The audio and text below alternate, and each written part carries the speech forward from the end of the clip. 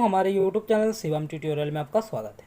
दोस्तों आज हम बात करने वाले हैं हमारे जो इंजीनियरिंग का सिलेबस है या इंजीनियरिंग का कोर्स है उसमें क्रेडिट सिस्टम का क्या मतलब है।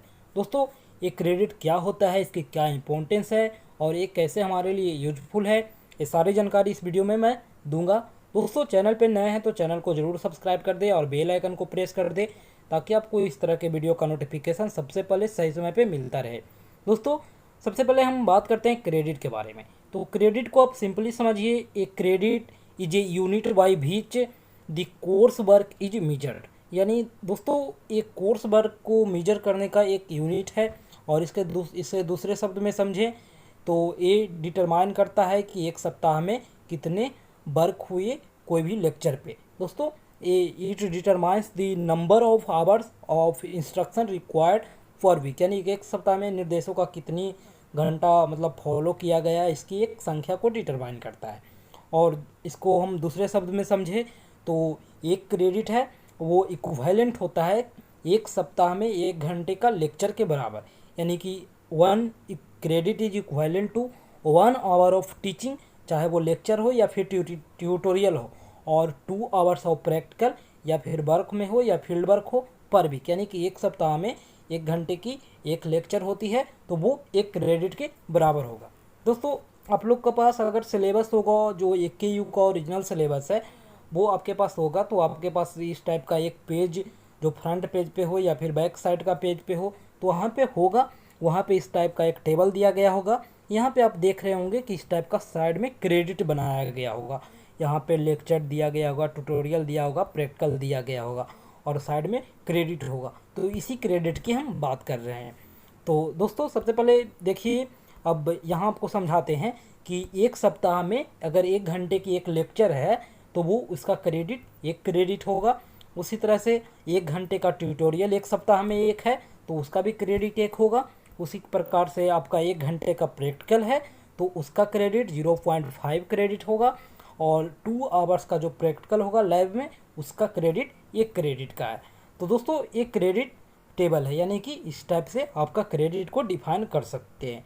दोस्तों उसके बाद हम बात करते हैं आगे इसकी मतलब कितना क्रेडिट है आपको बीटेक पास करने के लिए, यानी कि आप अंडर ग्रेजुएट की डिग्री ले रहे हैं तो आपको कितने क्रेडिट होने चाहिए। तो दोस्तों all India council of technical education यानी AICTE है, उसके अनुसार एक स्टूडेंट को जो रेंज है वो लगभग 150 से 160 क्रेडिट होना चाहिए उसे इंजीनियरिंग की डिग्री लेने के लिए। तो अगर जिनको इतना क्रेडिट आ जाता है तो उनको डिग्री मिल जाती है, यानी कि आप अगर पास कर जाओगे तो आपको इतना क्रेडिट आ जाएगा। और जो मतलब कुछ क्रेडिट होते हैं नीचे बताया गया है कि 20 से 20 क्रेडिट जो लगभग होते हैं वो मूक और स्वयं के थ्रू होते हैं या फिर कुछ और इलेक्टिव कोर्स होते हैं उसके थ्रू होते हैं।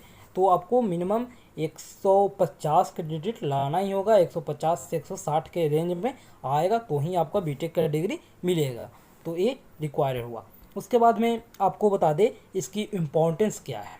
दोस्तों आप इम्पोर्टेंस को इस तरह से समझिए कि जो भी पेपर इम्पोर्टेंट है उसको मतलब ज़्यादा क्रेडिट दिया गया है। यानी all India council of technical education ने ऐसे डिज़ाइन किया, ऐसे डिसाइड किया कि जो टॉपिक है यानी जो सिलेबस है का सब्जेक्ट है वो ज़्यादा इम्पोर्टेंट है, इसकी वैल्यू ज़्यादा है तो उसका जो क्रेडिट है उसे ज़्यादा दिया गया है। और ये already all India council of technical education के थ्रू डिसाइड हो चुका है। यानी आपको क्या करना है कि जो सिलेबस में आप देखोगे कि इसका क्रेडिट ज़्यादा है तो उसको आपको अच्छे से कवर करना है, उस पर आपको ज़्यादा फोकस करना है ताकि आपको वो उस विषय पे आपका पकड़ बना रहे। दोस्तों उसके बाद हम बात करते हैं सोर्स ऑफ क्रेडिट की, यानी कि क्या इसकी सोर्स है। तो क्रेडिट आपको कहाँ से मिलेगी, तो क्रेडिट आपको कोर सब्जेक्ट से मिलेगी, जो आपका सेमेस्टर में एग्ज़ाम देंगे उससे क्रेडिट आपको मिलेगा। उसके बाद में कोई सेमेस्टर में आपका इलेक्टिव कोर्स चूज करने का आएगा, उसको आप चूज करोगे तो वहाँ से आपको क्रेडिट मिलेगा। बहुत सारे जो सेमेस्टर आप आगे जाओगे तो उसमें इंटर्नशिप होगा तो उसका आपको क्रेडिट मिलेगा। उसके बाद प्रोजेक्ट वर्क मिलेगा आगे, उसका आपको क्रेडिट मिलेगा। उसके बाद में मूक स्वयं है, इसका आप NPTEL का एग्ज़ाम दोगे उससे आपको क्रेडिट मिलेगा। तो ये आपको सिलेबस में यानी कि जिस सेमेस्टर में आप जाओगे उस सेमेस्टर के सिलेबस में ऑलरेडी मेंशन होगा कि आपको ये एक काम करना है, तो वो काम आपको करके दोगे तो ही आपको आपका क्रेडिट मिलेगा। जैसे आप मूक का एग्ज़ाम नहीं दोगे तो आपको मूक का क्रेडिट नहीं मिलेगा। तो जितने क्रेडिट होंगे वो सारे डिटेल्स आपको दिए रहेंगे सिलेबस के अनुसार। और जैसा देखिए आपको यहाँ हम दिखाते हैं, आपको यहाँ पता होगी थोड़ी सी, आप देख सकते हैं यहाँ पे पेपर का जो टाइटल दिया गया है, यहाँ क्रिएट देखिए केमिस्ट्री का है। तो लेक्चर इसका 3 है, यानी कि पर सप्ताह आपका एक लेक्चर, तो 3 सप्ताह का 3 लेक्चर का दिया है, यानी कि 3 क्रेडिट इसका। एक ट्यूटोरियल का है तो 1 क्रेडिट इसका हो जाएगा। और प्रैक्टिकल का मैंने 1 घंटे का लेक्चर का बताया कि उसका हाफ क्रेडिट मिलता है। तो टोटल आप जोड़ोगे तो 3 1 4 और इसका 1.5, तो टोटल 5.5 क्रेडिट आ जाएगा। उसी तरह से आप 3 इसका जोड़ोगे तो 3 लेक्चर का 3 क्रेडिट और 1 ट्यूटोरियल का 1 क्रेडिट, तो टोटल 4 क्रेडिट आ जाएगा। उसी प्रकार से आप इसका जोड़ोगे प्रोग्राम फॉर प्रोग्रामिंग सॉल्विंग, तो इसका लेक्चर 3 है तो 3 क्रेडिट इसका, और इसका प्रैक्टिकल 4 दिया गया है, तो हाफ को अगर 4 बार हम ऐड करते हैं तो ये 2 क्रेडिट हो जाएगा, तो टोटल 5 क्रेडिट हो गया। उसी तरह से वर्कशॉप की हम बात करें तो वर्कशॉप का एक लेक्चर का है तो उसका 1 क्रेडिट और 4 प्रैक्टिकल है तो इसका 2 क्रेडिट, तो टोटल 3 क्रेडिट हो जाएगा। तो उसी तरह से 1 क्रेडिट दिया गया है। उसके बाद में आप नीचे देखोगे तो नीचे भी उसी टाइप से 4 सब्जेक्ट है तो 4 सब्जेक्ट का यहाँ क्रेडिट दिया गया है। तो इसी टाइप से आपको हर सब्जेक्ट के सिलेबस में आपका दिया जाएगा जब आगे आप कोई भी सेमेस्टर में जाओगे है, लेकिन क्रेडिट जिसका ज़्यादा है उसे आपको अच्छे से कवर करना है। उसके बाद आपको बता दें कि हर ब्रांच की अलग अलग सोर्स ऑफ क्रेडिट है और सब्जेक्ट वाइज जो क्रेडिट का डिस्ट्रीब्यूशन है वो भी अलग अलग है सारे ब्रांच की। तो आप चाहोगे तो मैं सारे ब्रांच के लिए पूरे 4 साल का कोर्स का क्रेडिट डिस्ट्रीब्यूशन और सोर्स ऑफ क्रेडिट लेकर आऊँगा, अगर आपकी डिमांड होगी तब। और आप नहीं चाहोगे तो कोई बात नहीं है, मैं इतना ही करके आपका काम ख़त्म कर सकता हूँ दोस्तों।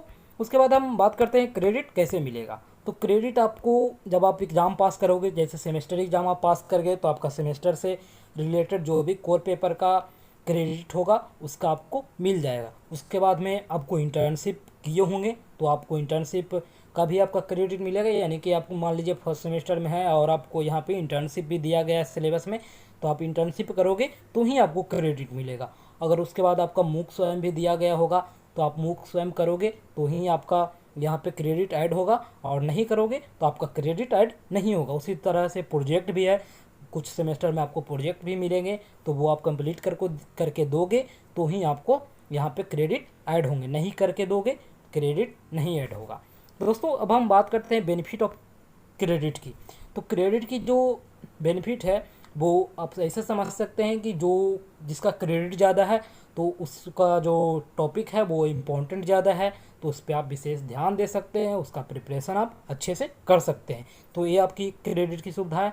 और दोस्तों क्रेडिट की एक और सुविधा है कि आप जो कोर्स है वो क्रेडिट को कभी भी पूरा करके दे सकते हैं। जैसे आप मान लीजिए कि कोई एग्ज़ाम में आप फेल कर जा रहे हैं और उसका उस सब्जेक्ट का क्रेडिट तो आपको उस सेमेस्टर में मिलेगा नहीं, तो इसे आप पूरे कोर्स के दौरान यानी 4 साल के दौरान आप कभी भी उसका एग्ज़ाम दे करके उसका क्रेडिट है वो कंप्लीट कर दे सकते हैं। जैसे मान लीजिए आपने NPTEL का एग्ज़ाम देना किसी कारणवश भूल गया आपको, तो आपका उस सेमेस्टर में एग्ज़ाम देना नेसेसरी था, आपने नहीं दे पाया, तो अब जैसे ही आगे जाओगे आगे के कोई सेमेस्टर में आप उसका एग्ज़ाम देकर उसका क्रेडिट है वो कंप्लीट करके कॉलेज को दे सकते हो। तो ये आपका जो लाभ है वो आपको क्रेडिट सिस्टम का मिलेगा। तो दोस्तों ये सारी इंपॉर्टेंट बातें थी। अगर आप चाहते कि हर ब्रांच का अलग अलग क्रेडिट डिस्ट्रीब्यूशन चाहिए तो मैं आपको लेकर ज़रूर आऊँगा वीडियो। दोस्तों वीडियो पसंद आए तो लाइक करें, अपने दोस्तों में शेयर करें, और